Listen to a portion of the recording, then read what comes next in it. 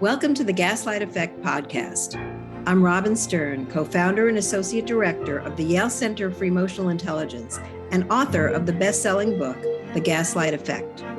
I'm an educator and a psychoanalyst, but first and foremost, I'm a wife, a mother, a sister, aunt, and healer.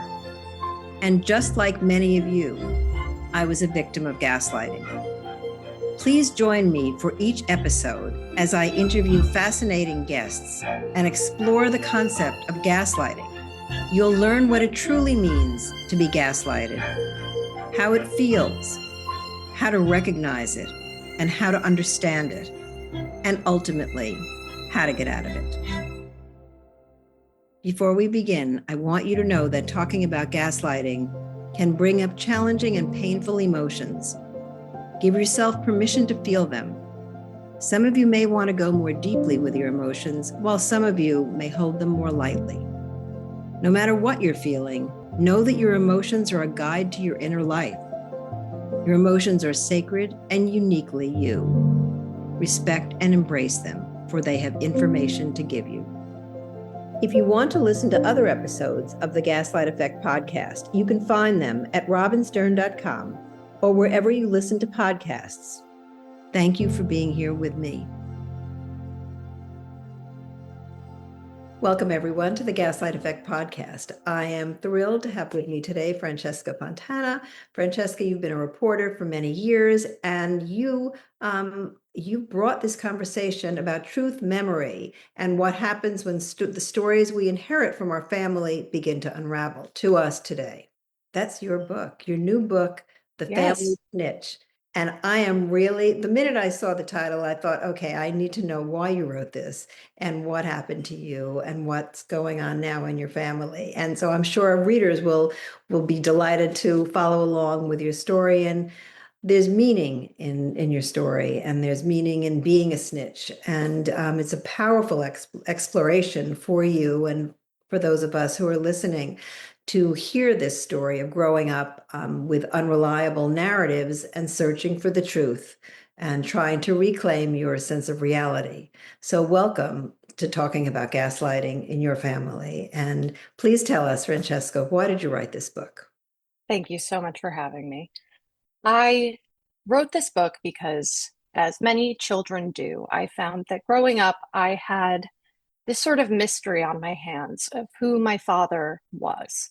My father, Al, that's his name, wasn't like all of the other dads I saw growing up in the suburban Chicago neighborhood that I grew up in. He saw me on weekends. He was what some people might call sort of a deadbeat dad. And he was this mythic figure in my life. And also, quite frankly, in reality, physically, he's a giant guy, bodybuilder, tattoos. He would ride motorcycles and had the leather jacket. And I never really knew much about him except for the limited time we spent together on his weekends. I mostly saw him when he would show up sometimes late to my soccer games, or we'd go out to pizza. And whenever he would leave, I would always wonder, who he was in the rest of his life. And, just when I would see other people whose fathers were present and, they went off to work every day and came home for dinner every night, I realized my father was different. And that mystery really grew or came to an extreme when I was 9 years old, because my father went to federal prison and I never knew why. My mother, they were not together, and she told me that, but she didn't tell me why, because she didn't know. And my father's family, who I would see from time to time, they were very happy to just say, your father's gone away, he'll come back, things will return to normal. And he too, through letters and phone calls, was happy to just sort of look ahead to the future and less reckon with why things were happening now. So did you ask questions when your mom would say, I don't know why, or when your dad, would you ask your dad directly, well, where do you go? Like, what do you do during the week? Or were you too young to really think about that in the first few years? I think that, you know, I was more of an observer, when I would go sleep over at my father's house. I was a curious child, which later as a reporter, that's kind of a feature, not a bug, being nosy. And so I would sort of snoop around and, look at all the things on his dresser. And, I would observe him when we would go, he would take me to the gym that he owned, the bodybuilding gym. And I would kind of watch the people who came in, and they all kind of looked like him. And I would, he would take me to a toy store and we'd be wandering down the aisle and his phone would ring. And, he would kind of rush away and he would lower his voice. And I always tried to eavesdrop. So I wouldn't ask him directly, but I was very much observing him, wondering. And, my mother, who really, she was my parent. She was and continues to be the sort of center of my world. Um, Life with her was just so idyllic that it was very easy to forget about the mystery once I was back home. Does that mean that you didn't talk about your dad with your mom when you were home, or you did, but, well, you tell me. We did talk about my father. One thing that came to a head was that, you know, I found out when I was around 6 that my father had had a child when I was 2 years old. And he and my mother were together until I was 5 years old. So simple arithmetic that I learned in school told me that he must have been doing some kind of lying in his life. He must be a little bit comfortable with deception if he had had a child with another woman before my mother and I left him. So that was a first indicator. And, he told me because I don't know if it was a scheduling mix up or if everyone just thought children are more like furniture and they don't really talk or notice things. But we both showed up to the same family party. And I was like, who's this cousin I've never met? And people were saying, that's your brother. And so then my father had to take me into another room and explain that you know, he'd had a son. And so that was something I also talked about with my mother. And her age appropriate version of explaining that to me was that, when your father and I were together, he was unfaithful. And, now we live separately, but he loves you and I love you. And I was content with that because I also was very much a rule follower child. I loved, rules and knowing how to act and what to do. And so I kind of understood at that time that this was maybe a sore subject and certainly wasn't something for normal conversation. I think I became perceptive in that way young. Um, and I think that also, when my father went to prison, it was a similar thing. I couldn't imagine what he would have done to end up in prison. And, I only knew about prison from cartoons. So I imagined, a ball and chain and, a striped get up. But I do remember very soon after my mother told me that he was going to prison, she was driving me to school and she said, what happened with your dad is private.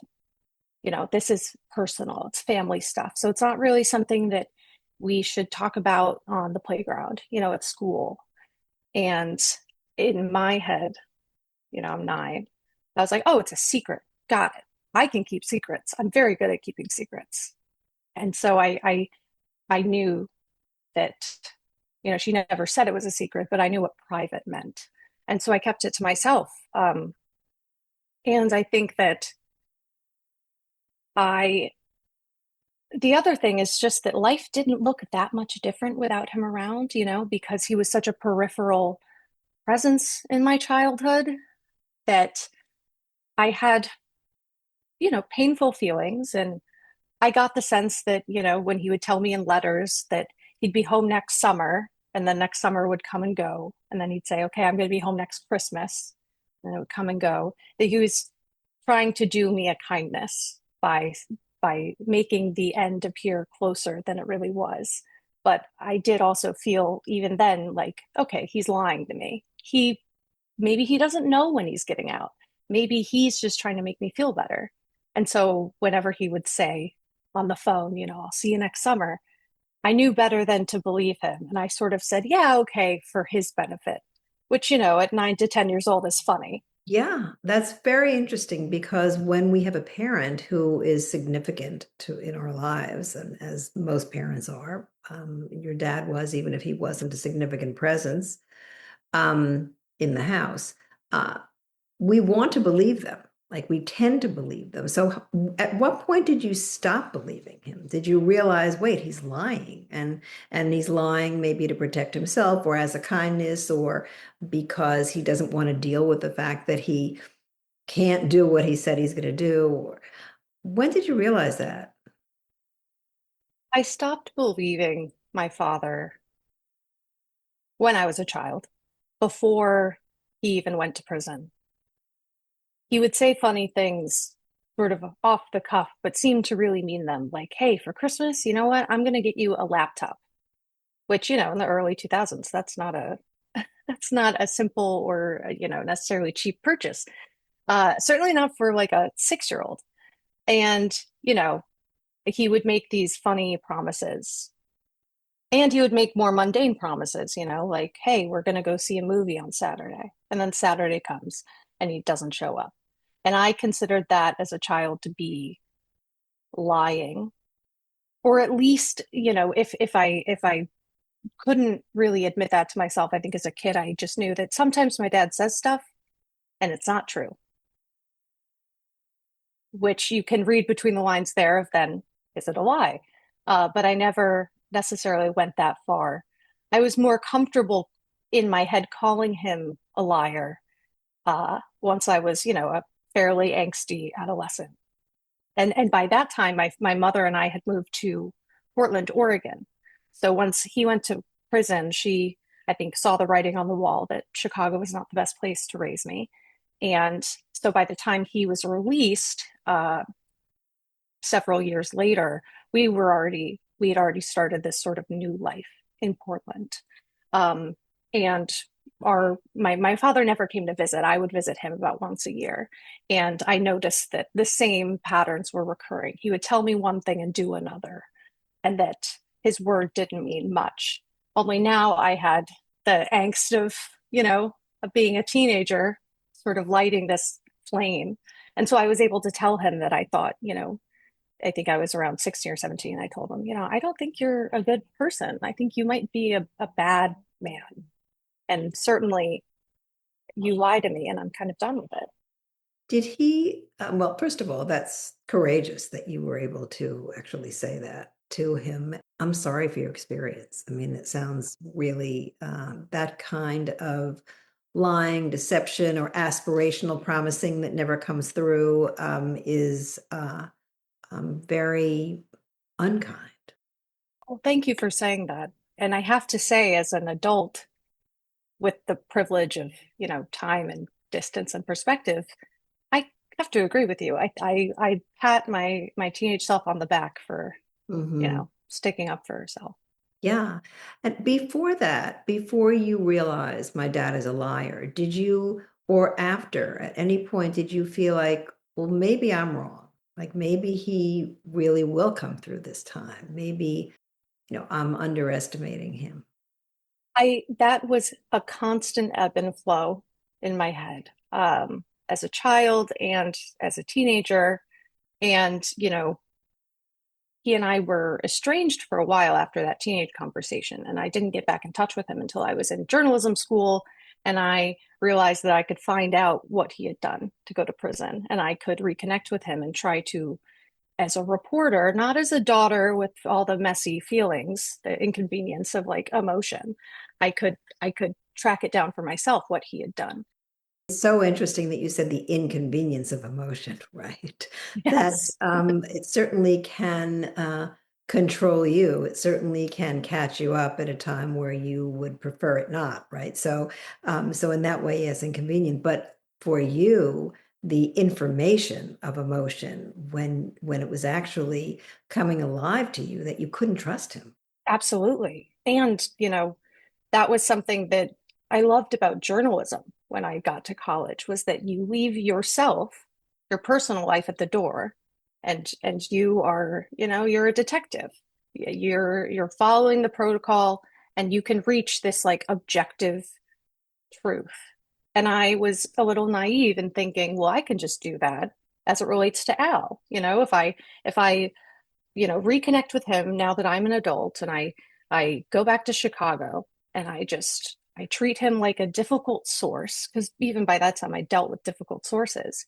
Maybe I won't feel like I'm the sort of the one that he's getting over on. Maybe I'll feel like I have some power to really get him to admit the truth, or to, you know, well, that's what I hoped he would do. That, just to answer one of your more original questions, was that in returning to him as an adult and as a reporter, and even though I didn't want to admit it, as a daughter, I was hopeful. I thought that maybe time had changed him, or that he would see that, I wasn't just a angry kid anymore. I was an adult.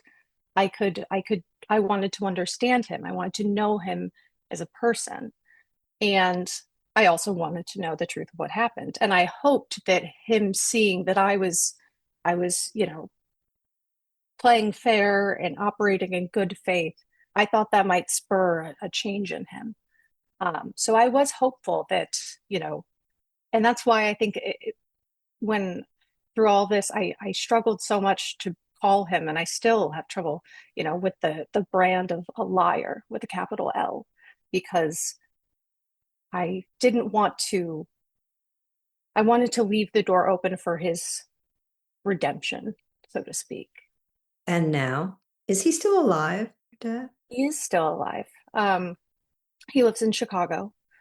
He has, you know, the events of the book take place over roughly nearly 10 years. So starting when I was, 20, uh, working on this family project and getting grant money to go to Chicago and meet with him.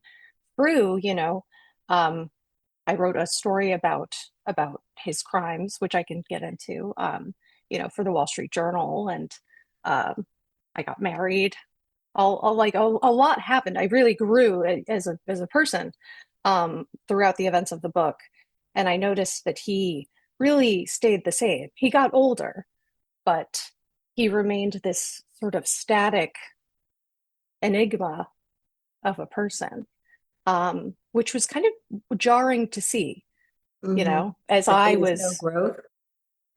yeah, there wasn't, but I did get to know him, not in the way I hoped, but I did get to know him as, um, I guess, as a difficult source. I had never really been on the receiving end of his manipulation or more direct deception when I was a kid.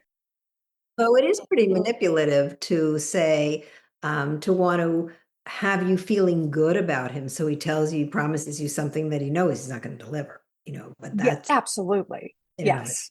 Yes.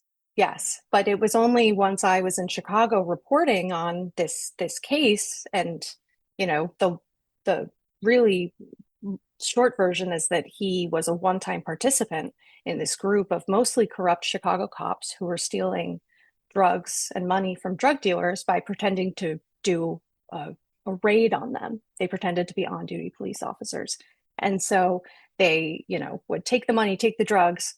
They wouldn't arrest anyone because they couldn't. And the drug dealers had no recourse, because who are they going to call? The cops. It's a good gig. And my father, I would learn, was kind of a guy who knew a guy in the sort of seedy Southwest, South side of Chicago. And the people he surrounded himself with, which obviously I never saw them as a child. They didn't come to my soccer games, but they were these overlapping circles of, corrupt cops and gang leaders and petty criminals, really. And so he was a one-time participant in that scheme. And it just so happened that the one time he participated, it was a sting. So he had bad timing. So he was used to living that kind of dual life, or telling a dual reality, or, another reality to the real the objective reality of what was going on. I'm coming in as a raid, but actually, no, it's really coming in as something else. Oh, yeah. So I have a question. The writing the book and spending that amount of time on your relationship with your dad and who he was, et cetera, takes a lot of commitment, right? And a lot of I'm really curious about your decision to devote that kind of time and energy to, what would you say, just sourcing the truth, freeing yourself from any last remains of hope of his redemption, or it was really about your just completely reclaiming yourself and the truth of your childhood? There were many layers to my motivation to keep searching, certainly for so long, like you touched on. And as I got deeper into the search and I was more willing to interrogate myself and my own true motivations, which were not always noble or defensible, in digging up the past, I saw that, I thought I was just a reporter going in, get the facts. I know where I came from now, and I can go home and, start living my life. And then I realized I loved my father and I wanted to know who he was so that I I wanted him to be able to tell me the truth so that I could really know who he was and trust him, which I had never really done in my life. And maybe one day forgive him and certainly have a relationship with him.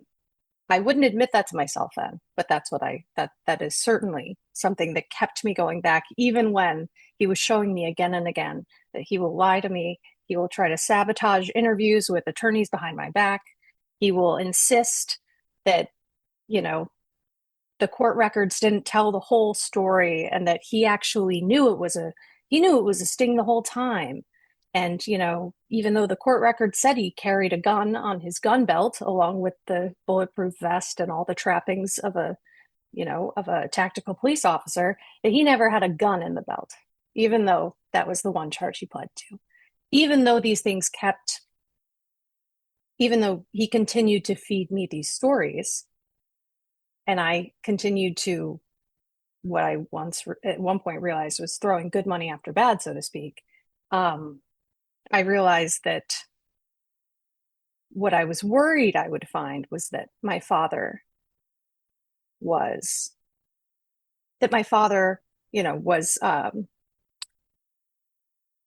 would never stop lying to me. And to me, that came down to a very simple question of, does my father love me? Which is, there's a funny adage in journalism. It's this sort of like aphoristic saying. It's, if your mother says she loves you, check it out. Sort of like never take anything as truth until you've seen it for yourself. And so I kind of had to reckon with my own version of that. My father says he loves me. He says he's sorry. He says he'll tell me anything.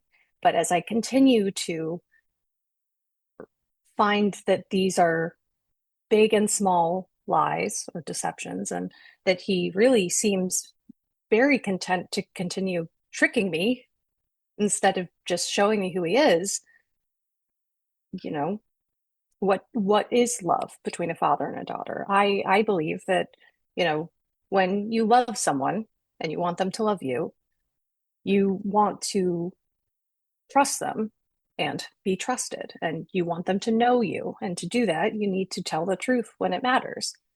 And I came to the conclusion that, and not flippantly, it was a very deep excavation, but I came to the conclusion that he didn't want to be known by me. And that, if that was what I considered to be love, then no, he did not love me. And yes, that may break my heart. And yes, that may be painful. But it also allowed me to see that I had agency. Now that I could see that for what it was, I could make a choice. I could continue to really care for him and mesh myself more and give up time and money and effort to put into a relationship that's become more like a black hole, or I could live my own life. Only I saw very clearly that to live my own life, a necessary condition of that would be, you know, no more Al. And so that was what a lot of my searching. Of course, I obviously dug up all of the facts, or as close to the facts as I could get, of, who my father was and where I really came from and how he met my mother and all that my mother sacrificed in order to take care of me. Um, because my father certainly wasn't going to do it. Did you ever did you have the opportunity at all to talk with other people who knew him, who might have said to you, well, he's just ashamed. He can't really face the truth with you, which is not a reason to pull away, is not to pull away, because at the end of the day, if his shame was greater than his love, then that's your answer too. That's the truth too. But I Yes. wonder if other people said, well, he's mentally ill, or he's narcissistic, or whatever explanation some person might have thought would be important for you to try to digest. Yes, that absolutely. I had those conversations with family members. He has his side of the family is very devoted, Mexican, Italian, Catholic, very devoted to each other, to the family, and you never go against the family. And so in speaking with them, they were always very sure to say, your father loves you and he is sorry and he regrets it. And you have to just allow him to try again. And, he wants to move on, maybe let sleeping dogs lie. And, I spoke to attorneys, including his former defense attorney, who recalled my father. And they would actually, some of them ended up speaking about their own experiences as a father with their daughters. And they would say, I think that your father loves you. I think it's hard to say that I did something wrong, to admit that to, because your father wants you to see him as um, as a good man. And I reckoned with that as well. I should say now, it becomes very apparent the minute you start the book that I have OCD. And so I spent a lot of time ruminating over, whether or not I was condemning my father, branding him a liar and that he didn't love me, which is like a very big thing to say of someone with certainty, without, you know, considering all of the sort of evidence that might redeem him. Or, as I put it in my book, uh, extenuating circumstances, or, as some people plead, guilty, but uh, diminished responsibility due to insanity, you know.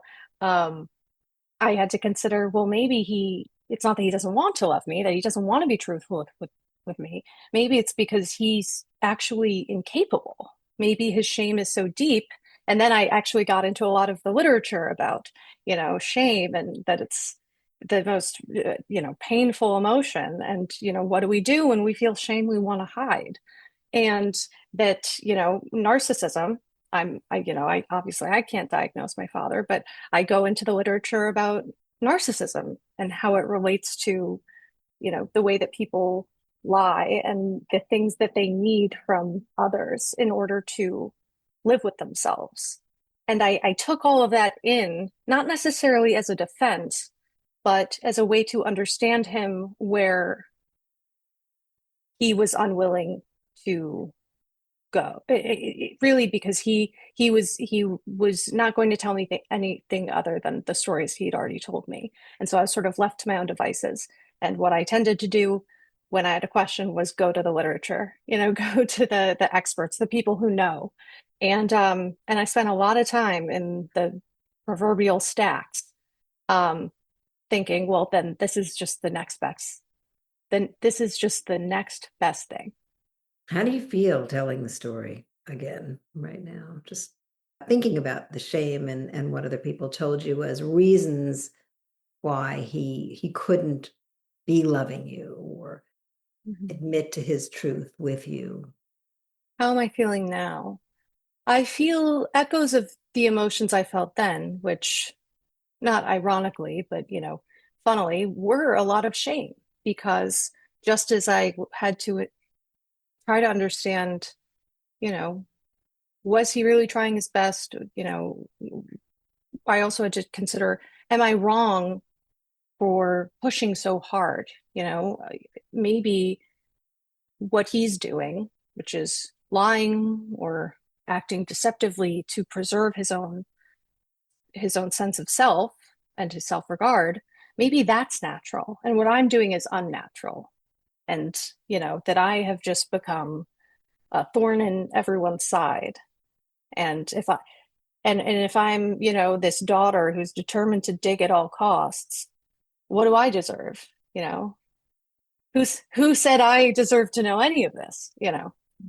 I mean, that sounds very painful too. And your journey sounds like you were uh, courageous not only to start out, but also in facing your feelings along the way and being able um, to use them as information to keep going in some way. And yet, the what I know being an authority in gaslighting is that there is that. When you grow up in that environment where you're not really sure for a while what truth is, it does take a long time to start to trust your own reality and not to have that doubt. Well, maybe I'm too harsh. Maybe I should give him the benefit of the doubt. Maybe this time, when this time is that time and the time before and the time before that.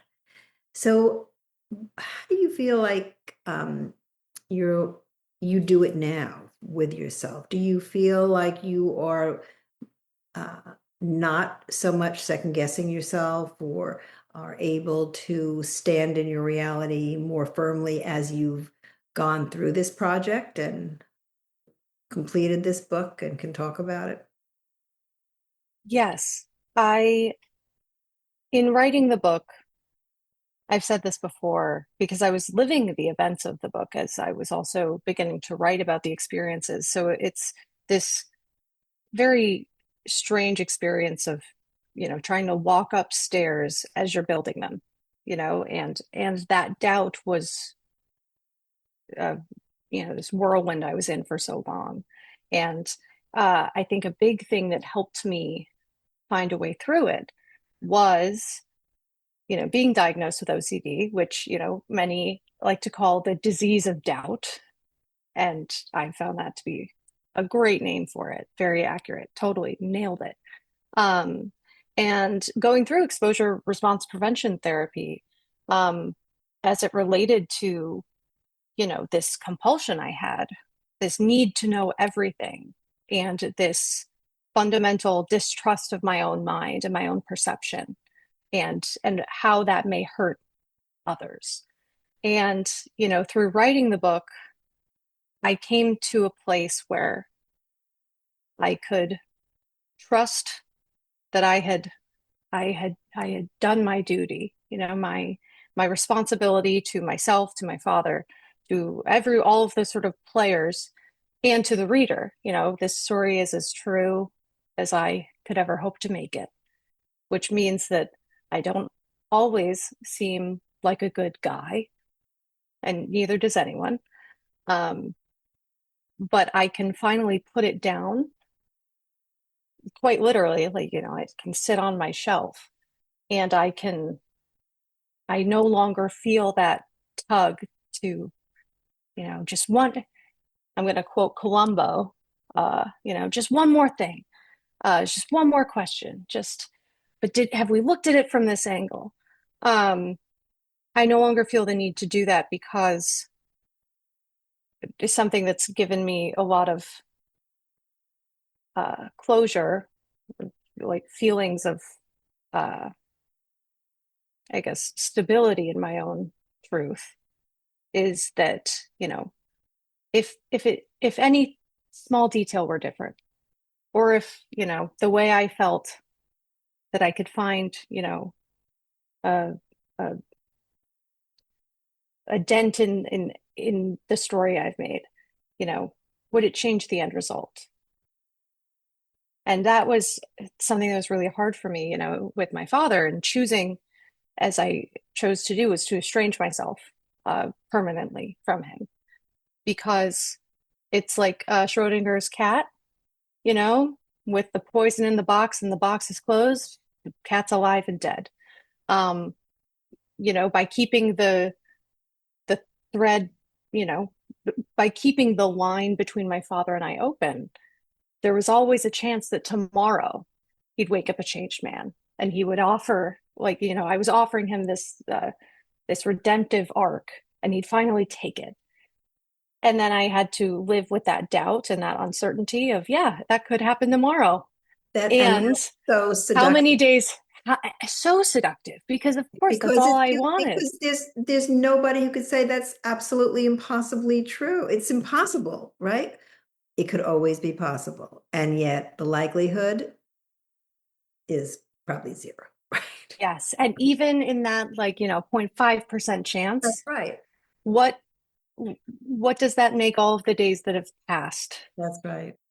And it's kind of, it's the maybe it's the sunk cost fallacy. I'm not quite sure what it is, but I woke up and I realized, you know, it, this, may seem melodramatic, but the way it came to me in my mind was like, there's only one of us. One of us is getting out of this alive. It's him or me.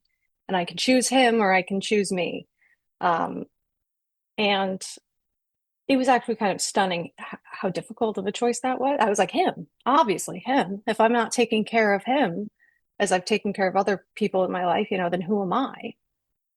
And so eventually I came to realize that let's give uh, my own life a shot. So glad you did. Thank you. I'm starting to feel that way too. Did you intentionally grieve it? I mean, did you like or grieve when you went through that decision, that final decision, that was really a choice of your life or staying connected in his life? I found that the grieving, I became aware of the grieving that I'd already been doing when I realized that he and I were done. I didn't tell him, like, look, this is done. I no longer, you know, I just sort of stopped replying and, blocked and did all that. And then I just let the time start to build up. And as that time accumulated, I knew I was grieving. It was a constant, I was having dreams, it was everywhere during the, year or so after I made that choice. But what I also started to realize is that I'd really been grieving him for years, and really, in a way, since I was a child. And that I felt finally like I had a name for what had been hovering around the corner for so many years. And then once I had a name for it, you can understand it, and then you can do something else. Yeah, and I mean, I think that it's very final when you come to those stages because you are then grieving the hope as well, and of Absolutely. course you've been grieving for years and uh, so has he tried to contact you? Have people said, "Oh, are you really giving up on your father?" I mean, what kinds of messages have you gotten? A great question. I don't believe I've gotten any direct. It's an interesting thing. I had a sense of how this would go because at one point, my father and I had not spoken for many years. From when I was a teenager to college, and he never really reached out. Once I moved to Oregon, he never visited. The calls that came so frequently when he was in prison and had nothing else to do stopped. And so I had a sense that that may be how it happened this time. And, uh, I'm not in touch with many members of the family who might be willing to deliver that message. And I I did do my digital due diligence of blocking and all of that stuff. But it was always kind of a funny thing because until very recently I was a reporter at the Wall Street Journal, and it's a Google search away. The headquarters, my own line as a reporter, my own phone number. I've gotten letters from readers uh, addressed, to the newsroom.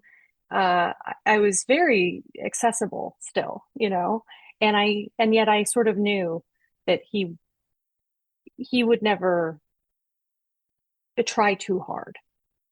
And I feel like the need to knock on wood, as if the universe hears that and says, "Oh yeah, you think?" And then a storm. But no, I think that he also has a child who's still a child under the age of 18.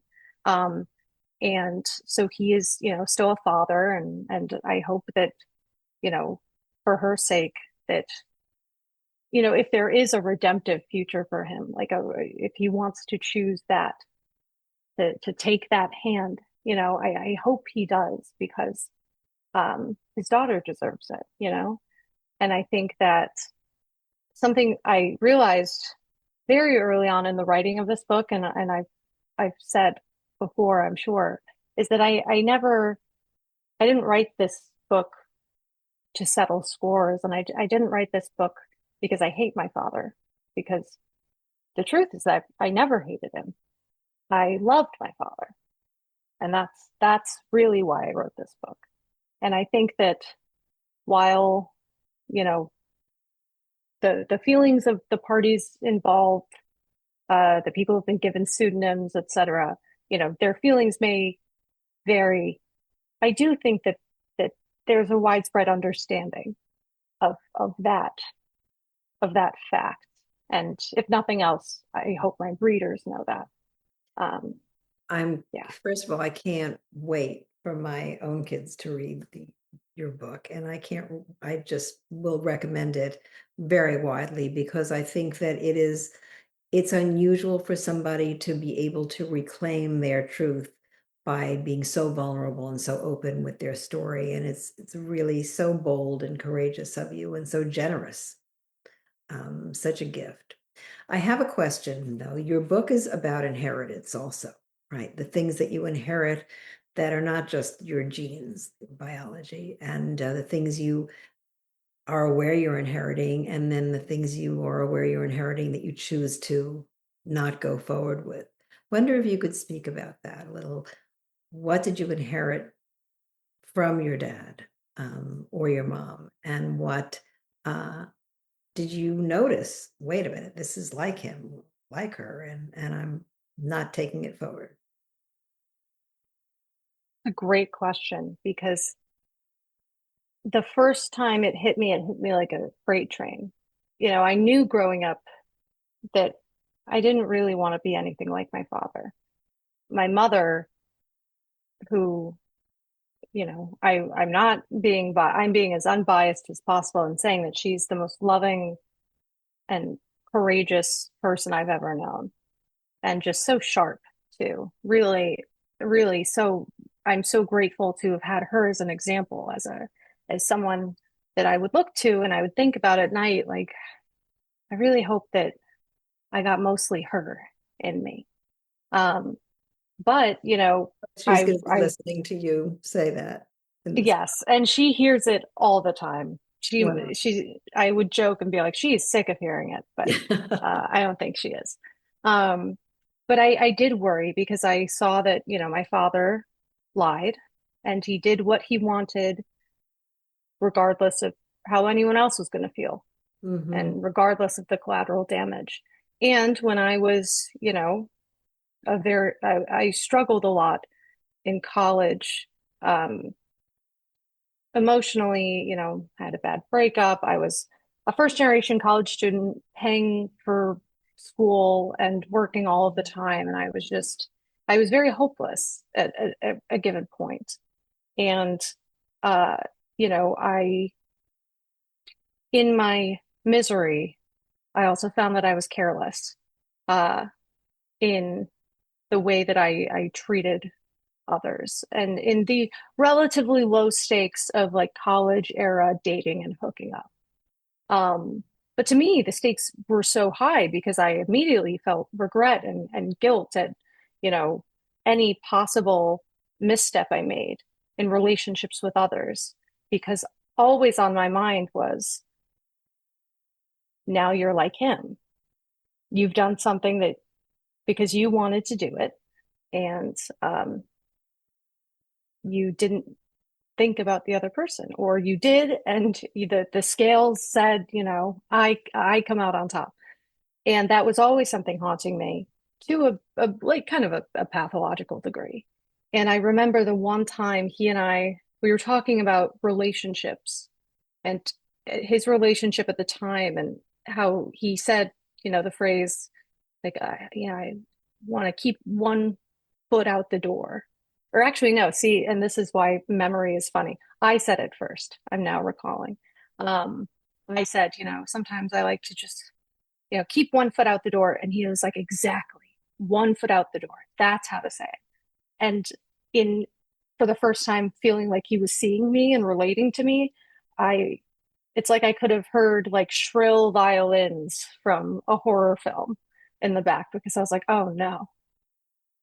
If that's one similarity, I do not want to find any more. And that kind of sent me on a little bit of a tailspin. But I think that I've also found ways to not see it so black and white, to see my mistakes as my own and not some sort of foretold or foregone conclusion. I think that some people, there's the fear of being like, oh my God, I'm just like my dad.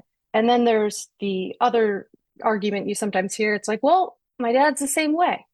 So how could I be any different? And both of them were unsettling to me. And so I found that really what helped me was taking back my own agency of like, the mistakes I make are mine and mine alone. And, you know, no one is good or bad. We are just what we continue to do. So if you did something bad and it makes you feel bad, guilt can be a very productive, informative emotion. Do something else next time, you know? And so I think that was always on my mind when I thought about what I stood to inherit from my father. And I agree with you about that. I think that many people say, well, I couldn't, I just couldn't make amends because I felt too ashamed. You always have that choice, right? Um, and I wonder, after all this reporting and all this truth discovering, and after years of spending time with yourself about this, how has writing this book changed your relationship with yourself? I feel like I finally have a relationship with myself that isn't sort of some kind of standoff. I always felt even if it was me trying to reckon with myself as a child, or I always felt a little bit dissociated from my past selves. And I was always trying to sort of suffocate them or bury them. And even, people say, when you're trying to show yourself kindness, imagine your child self. For a long time, I struggled to really not even see her own fallibilities, which is just silly. I think I had a lot of trouble showing myself any kind of grace because I felt fundamentally that I didn't deserve it. Um, and through writing this, I believe that I've found, if I haven't, fully integrated all of the people I've been, I've certainly come to integrate the to be able to see myself as a child and to really have a lot of understanding and compassion and just a lot of fondness for that kid that I never felt before. I felt too close. I felt like, you know, no, I still have to become better in order to look back. And I no longer feel like I'm running from myself. Because also, I mean, how far can you get? That's also something I realized with this book is that I moved around a lot. I moved from uh, Chicago to Oregon, then to New York. And I was having a conversation with a friend who was saying, that I just feel like if I got out, went somewhere else. And I said, well, if you keep doing that, like I've had to think about that. Eventually, there's nowhere to go. You'll run out of place. I only speak one language, so I will run out of English speaking locales Go. to call home. Eventually, I'll have to look at myself and deal with it. And I believe that that's what I did in this book. Well, Francesca, you have given so much to our listening audience today, and you brought yourself into this room with me, and I'm so grateful, and I feel honored to know you, and just I just really want you to hear that while your story is so personal and you were so vulnerable today, and it speaks to many people who have lived with confusion and uncertainty and self-doubt. And so all of those people will be picking up your book and feeling validated and seen and helped and healed by reading your book. And I thank you for that. And I look forward to being in touch with you. And uh, my next book actually is going to be about promises. So I'll be Ah, forward to get back to you about that as I well. cannot wait to read it. And I have to say, just, thank you so much for your kind words and also just allowing me to be in this room is a total gift. So thank you, and to thank your listeners. Thank you, everyone, for joining me and Francesca for this hour of really personal and deep sharing and about what happens on the inside of us when those on the outside of us um, are not honest and open in who they are, and how you can reclaim your reality at any time with boldness and courage and self-discovery. So I thank you again, Francesca. And please, everyone, pick up the book. And where can people find you? And where in New York are you doing readings? And where else are you doing readings around town, around the country? Yes, well, I am in Brooklyn, but I go anywhere. And I just finished up a great tour in Oregon, and I've done a couple launch events here in New York and also in Brooklyn. Uh, you can find me at my website, which is my name, francescamarifontana.com. Fun fact, if you type in thefamilysnitch.com, you go to the same place because that's me. And you can go there for, my Substack, all of my future upcoming readings. I may be having one in Flatbush this spring, and I'm hoping to make my way to Chicago before the year is out. And you can find my book anywhere that sells books. I'm partial to bookshop, and I can't wait to hear what everyone thinks of it. And I'm sure you will. Thank you again. Thank you. Thanks for joining me for today's episode. I hope you found it helpful and meaningful. If you want to listen to other episodes of the Gaslight Effect Podcast, you can find them at robinstern.com or wherever you listen to podcasts. And please leave a rating and a review. I also invite you to follow me on Facebook, LinkedIn, Instagram, and Twitter. I'm so grateful to have many people supporting me, and especially grateful for all of you, my listeners.